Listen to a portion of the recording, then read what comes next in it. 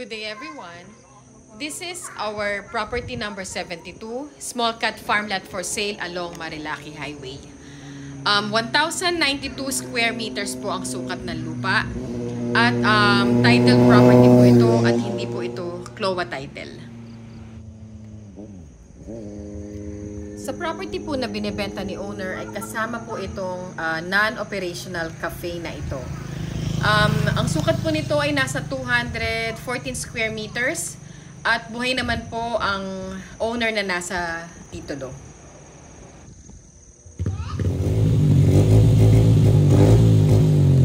For security concerns naman po about sa road widening, may allowance naman po itong cafe mula po dito sa National Highway.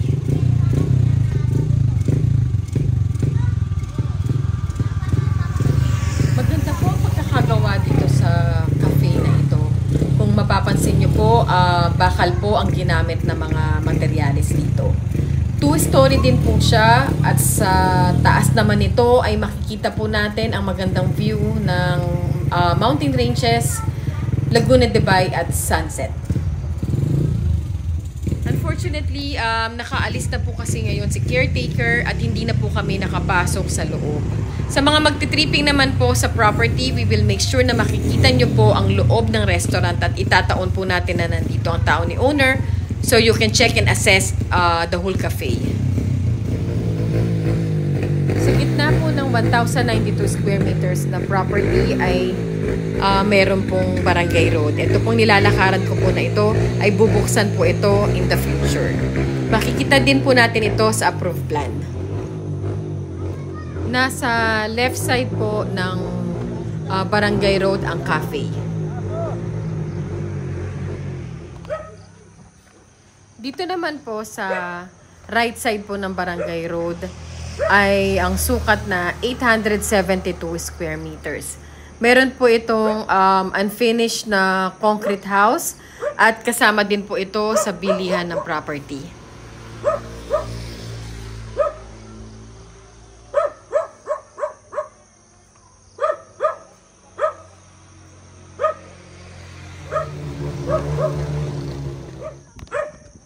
Nasa corner lot po ang parehong property. Dikit po ito sa bubuksan na barangay road at sa National Highway.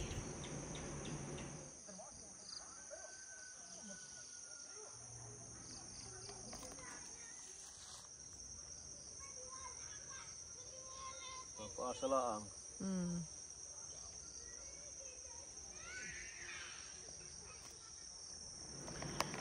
May mga iilang puno din po ang nakatanim dito. Andyan po ang buko, saging, mangga, langka at marami pa pong iba.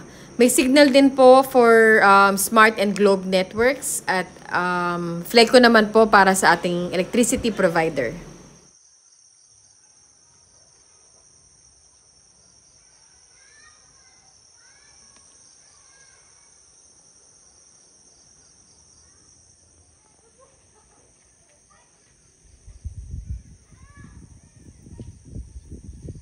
Again po, matatanaw po mula rito sa taas ng property ang Sierra Madre Mountain Ranges.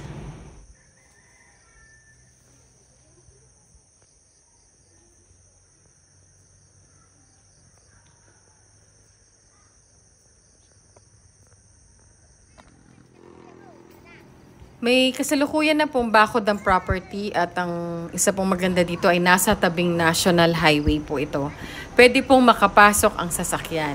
Magandang idea din po na I can share is you can rent out or lease out po ang cafe so you will have a passive monthly income. Nowadays po marami naman pong mga business owners ang naghahanap na lang na pwede pong i-rent or i-lease na property lalo na po kung along National Highway po ito.